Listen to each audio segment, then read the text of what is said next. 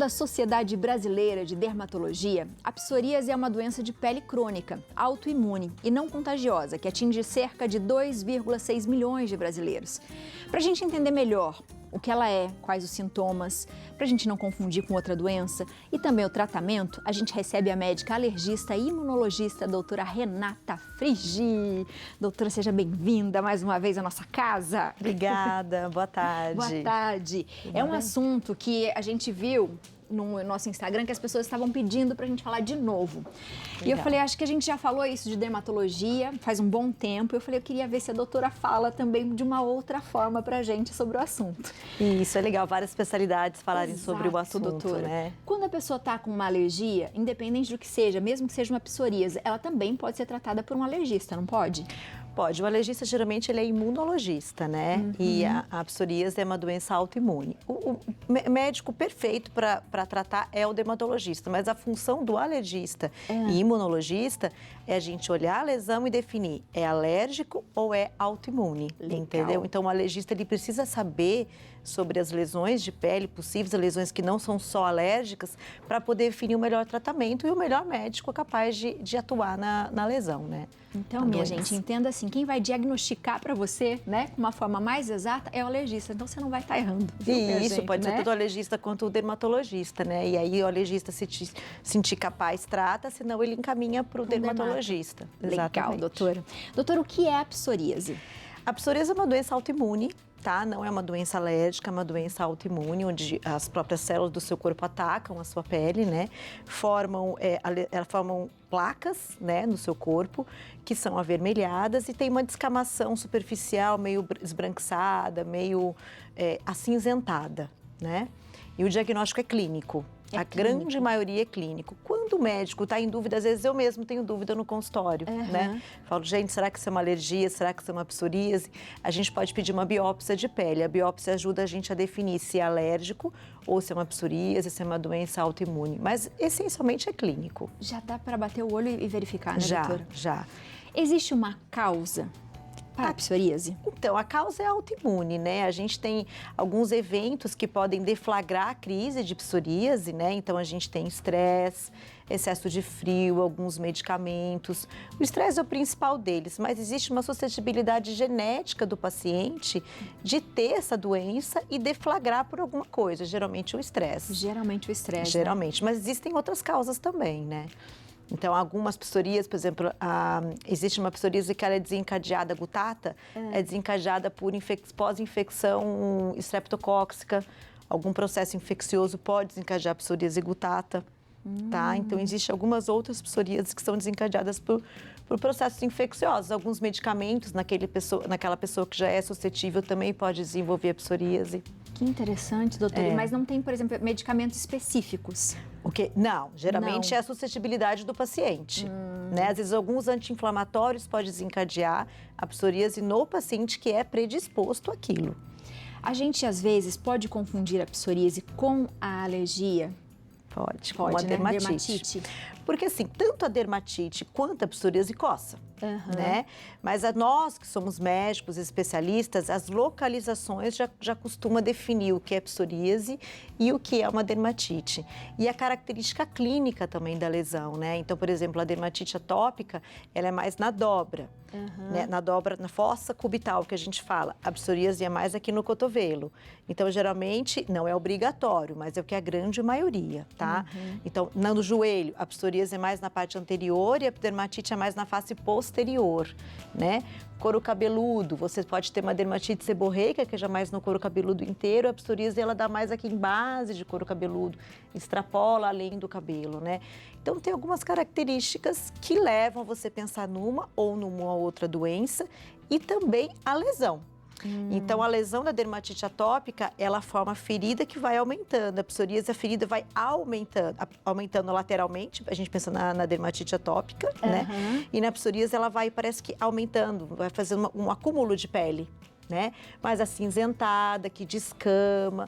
Então, existem algumas características que a gente consegue definir se é uma psoríase ou se é uma dermatite. Boa, a gente tem umas fotos aqui, doutora, e eu queria que você ajudasse a gente a dar uma olhada. Aí, ó. Porque são vários tipos, né? São vários tipos. Essa é a psoríase palmoplantar. né? E isso é palmoplantar, bem difícil de tratar essa daí. E doutora, eu vou te falar, eu já tive, né? Eu falo que eu já tive porque eu não tenho mais crises recorrentes, né? E quando eu tive muito forte. E foi na mão? Eu tive aqui no joelho, eu tive no cotovelo, tive nas costas. Isso, que são as regiões mais acometidas. E eu cheguei até perto dos lábios, porque foi meio que espalhando, e a minha dava ferida, que a gente até vai ver ali que uma das minhas era com um puizinho. E depois eu percebo que quando eu tenho alguns, né, gatilhos, vamos dizer assim, estresse, ela né? me dá assim. Ela não dá mais no corpo todo, me dá às vezes na palma da mão um pouquinho. Isso. Pode acontecer? Isso, a palmoplantar, ela costuma ter um caráter mais crônico. É o que eu tô te falando, né? Mais difícil de tratar, porque as outras localizações, elas costumam ir embora. Depois você pode até voltar ou não, né? Mas a palmoplantar, ela é um caráter mais crônico. Ela vai e volta sempre no mesmo lugar. Ela é chatinha de tratar. Algum estresse, deflagrou alguma coisa, pode dar crise. Frio também é um gatilho, excesso de frio também pode desencadear a psoríase. Que interessante, então pode realmente acontecer, ter de um jeito muito forte. Essa depois... já é a vulgar, ó. Já é uma psoríase bem clássica, né? É a mais clássica de todas, que é a do joelho, do cotovelo, que você falou em região lombar. Essa é bem clássica mesmo. E ela forma essa casquinha, né, doutora? Essa casquinha, tá vendo, branca, meio acinzentada? Isso daí não tem na dermatite atópica. Na dermatite do alérgico mesmo, isso a gente já não tem. Quando você vê essa casquinha branca acinzentada, você já tem que pensar em psoríase. E você vê que ao redor tem um halo vermelho, que a gente fala que é um halo eritematoso, também é uma característica. É um halo eritematoso com a placa esbranquiçada. Né? Uma característica também, Abiane, não sei se você sentia isso, ela dá uma queimada. Muito. Queima. Queima, arde. Isso. A dermatite atópica não queima. A dermatite atópica só coça. Coça muito, coça absurdamente, por isso faz a ferida. A psoríase, o paciente reclama que queima. E você sente que o corpo tá febril. Exatamente. Porque ele tá muito quente. Tem essas diferenças. Vamos para a próxima. Essa é do cotovelo. Isso, essa é do cotovelo. Também essa é outra clássica também, né? De localização clássica. E ela dá o puizinho, né, doutora? Ali dá pra ver até que tem algumas partezinhas que meio que já cicatrizou, parece. Quando assim, tá né? muito inflamado, você pode ter algumas pústulas também. Que a gente fala que daí é a pustulosa, né? É já uma inflamação. Ai. Tem mais? próxima. Vamos para a próxima.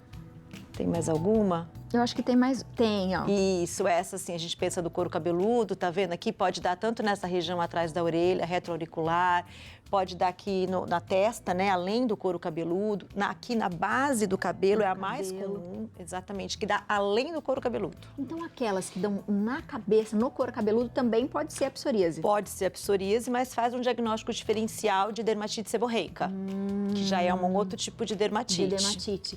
Exatamente. Como que a gente faz? Essa daí, ó, pode ser a gutata. Essa também dava bastante. Essa gutata, às vezes, ela pode ser causada grande parte pós-infecção. A psoríase gutata. Doutora, quando a gente fala de tratamento, as pessoas já pensam assim, a pele tá assim, não tem um creminho, não tem uma pomadinha, né?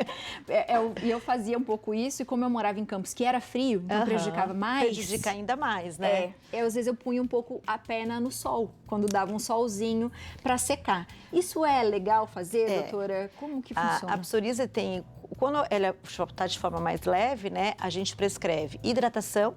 Acho que devia ter prescrito bastante hidratação para você, com cremes dermocosméticos, aqueles cremes que têm alto poder de hidratação, corticoide tópico, né? Então, para você controlar o processo inflamatório, tirar a coceira e essa ardência, e expor ao sol. Realmente, o sol faz secar a lesão. No caso de você estar com uma psoríase muito intensa, eles até indicam a fototerapia, que é aquela máquina que o paciente entra, sabe? Você entra numa máquina, uma fototerapia específica, com raios específicos, né? UVA, UVB, de um espectro específico, para tratar aquele local da inflamação. Então, a radiação da luz ajuda no tratamento da psoríase. Nossa, que interessante. Muito legal. A gente tem um depoimento, vamos assistir. Vamos. Olá, meu nome é Ingrid Barbosa, sou fisioterapeuta e é uma honra poder contar um pouquinho da minha vida para vocês. A psoríase apareceu em mim aos 2 anos de idade. Foi o período que eu comecei a adaptação na escolinha, meus pais se separaram, então foi um choque muito grande e eu não sabia lidar com isso. Hoje eu tenho 27 anos, ou seja, foi uma vida lidando com a psoríase. E nesse período eu passei por diversos tipos de bullying, preconceito e tudo mais. Vou citar algumas ocasiões. Já fui expulsa de piscinas de clube e teve até um professor da faculdade que falou que eu deveria usar luva e tudo mais para os pacientes não se sentirem constrangidos com a minha presença. Então, quem tem psoríase passa por momentos iguais aos meus. E o que mais te deixa em conflito é que a sociedade não está pronta para receber o diferente. Então você se sente excluído, você não se sente pertencente a alguns grupos. E foi aí que surgiu a necessidade de falar disso no meu Instagram, por exemplo. Porque eu comecei a pesquisar, comecei a perceber que tinham pessoas que passavam pelo mesmo que eu e que às vezes se escondiam, deixavam de viver. E aí, me informando, criando uma rede de apoio, tive muito apoio de familiares e de amigos, eu consegui reverter esse jogo. O empoderamento do paciente é mega importante porque a gente vira uma chavinha na cabeça que a gente se sobrepõe à psoríase, então ela não se torna mais um empecilho. E aí, quando eu virei essa chavinha, comecei a fazer exercício físico, comecei a estudar mais sobre medicamentos, fui no dermatologista, segui certinho o que ele propôs para mim. Então, a vida começou a deslanchar e hoje eu consigo falar que eu estou em remissão da doença. Realmente está super controlado e eu consigo viver normalmente. Que legal isso, né? É, exatamente. É uma doença que tem muito preconceito, né? Às vezes eu pego os pacientes lá no consultório, tanto a psoríase quanto a dermatite atópica, essas doenças de pele crônica, esteticamente, que deixa feio esteticamente a pessoa, eles são muito, assim, emocionalmente perturbados, né? Porque se sente... o que ela falou é perfeito. Se sente deprimido, né? Eles têm o bullying, que ela falou, né? Eu acho que é muito triste. A sociedade precisa aprender a lidar com essa situação de ter uma pessoa... De ficar discriminando essas pessoas, né? É muito triste É mesmo. o conhecimento, né, doutora? Quando a gente tem conhecimento, a gente já não deveria fazer isso, nem não tendo conhecimento, mas quando a gente tem, começa a entender melhor, não é uma doença que passa pro outro. Eu já tive inúmeros pacientes que choraram. Assim, eu fico muito, sabe, triste, abalada mesmo quando isso acontece no consultório. Aí que eu trato melhor ainda, aí que eu venho, vamos lá, vamos tratar. E quando você dá esse feedback para o paciente, eu vou te ajudar, acho que o tratamento é até melhor, né? Muito, doutora, porque realmente você se sente mal, você se sente feio. Eu olhava no espelho, eu chorava, eu não queria ir para a faculdade, eu tinha que ir. E você fica inchado porque toma o corticoide, e o corticoide incha demais. Foi uma época que eu ganhei muito peso. E às vezes eu acho que o corticoide ainda está no meu corpo, porque parece que demora tanto para sair. Então é uma situação muito complicada. E se você não tem o apoio das pessoas que estão por perto, você sofre mais e aí dá mais alergia. Enfim, é uma bola de neve, né? Exatamente. Tem perguntinha de WhatsApp para você, doutora? Tem pergunta. Além de a pessoa lidar com o próprio diagnóstico, né? Tem que lidar com a ignorância das pessoas. É um problema mesmo, viu? Ó, a pergunta da Ive de São Paulo. Boa tarde, tudo bem com vocês? Tudo bem, Ive? Obrigado. É verdade que a água do mar não é prejudicial para a psoríase? Obrigado, Ive, pela pergunta. Legal. E aí, doutora? Legal. Não acho que seja prejudicial para a psoríase, não. A água do mar é um pouquinho mais salgada. O que pode acontecer, né, dar uma ardência, tudo, sentir um pouquinho de ardência. O ideal não é você evitar ir ao mar. Você pode ir ao mar, tomar um banho de mar é bom para todo mundo, gente, até para a mente, né? Exato. Quem não gosta de tomar um banho de mar? Depois sai, lava o corpo, joga uma água doce, que a gente fala, remove. Porque às vezes a água salgada, quando fica no corpo e a gente fica tomando sol, faz coçar, por conta do excesso de sal da água.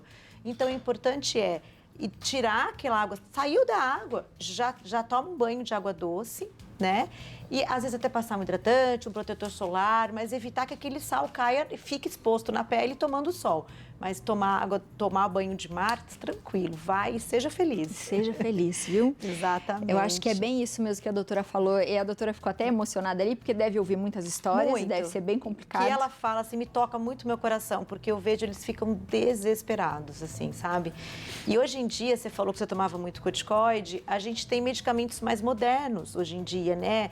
Esses imunobiológicos, a gente chama de adalimumab, existem medicamentos muito modernos, caríssimos, mas que o SUS já disponibiliza para a gente fazer a remissão da doença. Que legal, doutora. Então, pacientes com doença grave, a gente já tem, além do corticoide oral, que faz muito mal, graças a Deus, a gente já passou dessa fase, a gente tem imunobiológicos que podem ajudar o paciente a remitir a doença de uma forma mais saudável. Ai, que bom. né? Ai, que gostoso isso. Doutora, obrigada por ter vindo hoje falar sobre o assunto com a gente, viu? O prazer é todo meu. E o prazer é nosso. Você de casa, se tem mais dúvidas, manda mensagem para a doutora. O contato é @doutora Renata Garbossi Frigi, tá aparecendo para você aí. O telefone é o 12 3913 6154. Um beijo. Ótimo final de semana. Obrigada para você também.